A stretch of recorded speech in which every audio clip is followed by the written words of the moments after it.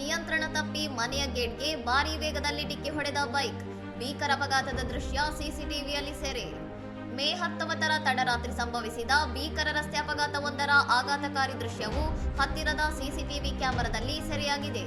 ಅತಿ ವೇಗವಾಗಿ ಬಂದ ಬೈಕ್ ಸವಾರನೊಬ್ಬ ತನ್ನ ವಾಹನದ ಮೇಲಿನ ನಿಯಂತ್ರಣವನ್ನು ಕಳೆದುಕೊಂಡು ರಸ್ತೆ ಬದಿಯ ಮನೆಯೊಂದರ ಕಬ್ಬಿಣದ ಗೇಟ್ಗೆ ಅತ್ಯಂತ ಜೋರಾಗಿ ಡಿಕ್ಕಿ ಹೊಡೆದಿದ್ದಾನೆ. ಬೈಕ್ ಡಿಕ್ಕಿ ಹೊಡೆದ ತೀವ್ರತೆ ಎಷ್ಟಿತ್ತೆಂದರೆ ಆ ಮನೆಯ ಕಬ್ಬಿಣದ ಗೇಟ್ ಸಂಪೂರ್ಣವಾಗಿ ಮುರಿದು ನೆಲಕ್ಕೆ ಬಿದ್ದಿದ್ದು ಬೈಕ್ ಮತ್ತು ಸವಾರ ಇಬ್ಬರು ರಸ್ತೆಗೆ ಉರುಳಿ ಬಿದ್ದಿದ್ದಾರೆ.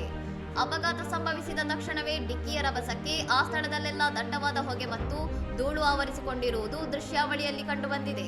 ಈ ಭೀಕರ ಅಪಘಾತದಿಂದಾಗಿ ಬೈಕ್ ಸವಾರ ತೀವ್ರವಾಗಿ ಗಾಯಗೊಂಡಿದ್ದು ತನಗಾದ ಆಘಾತದಿಂದ ತಕ್ಷಣಕ್ಕೆದ್ದು ನಿಲ್ಲಲು ಸಾಧ್ಯವಾಗದೆ ಪರದಾಡಿದ್ದಾನೆ.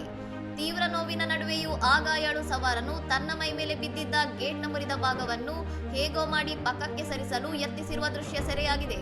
ಇನ್ನಷ್ಟು ಸುದ್ದಿಗಳಿಗಾಗಿ ನೋಡ್ತಾ ಇರಿ ಸೌರಂ ಟಿವಿ.